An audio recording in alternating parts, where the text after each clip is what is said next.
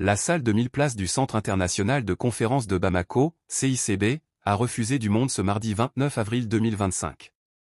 Une assemblée d'envergure autour de la phase nationale de la consultation des forces vives de la nation et des Maliens établis à l'extérieur dans le cadre de la relecture de la charte des partis politiques, présidée par le Premier ministre le général de division Abdoulaye Maïga, avec à ses côtés, une forte délégation du gouvernement de la transition.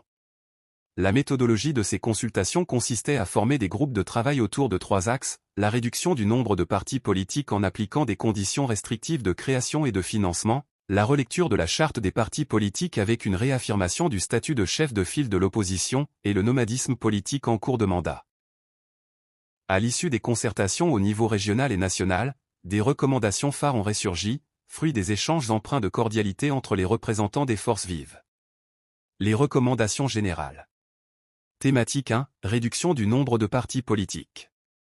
Il s'agit notamment de dissoudre tous les partis politiques, durcir les conditions de création à travers les points suivants, fixer une caution de 100 millions de francs CFA pour la création d'un parti politique, fixer l'âge pour être dirigeant d'un parti politique à 25 ans au moins et 75 ans au plus, obliger les partis à avoir des représentations significatives dans les régions, les cercles et le district de Bamako. Toujours sur cette thématique, il est aussi recommandé d'instaurer plus de rigueur dans le fonctionnement des partis. Interdire aux chefs de village, de fraction ou de quartier, aux leaders religieux et aux organisations de la société civile d'être candidats à une élection ou de participer à une campagne électorale, supprimer le financement public des partis politiques, exiger une existence juridique à tout regroupement politique. Thématique 2. Relecture de la charte des partis politiques, avec une réaffirmation du statut de chef de file de l'opposition.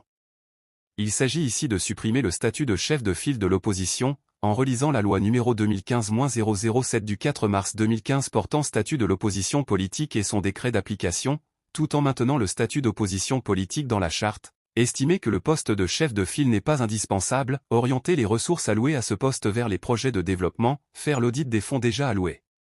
Thématique 3. Le nomadisme politique en cours de mandat.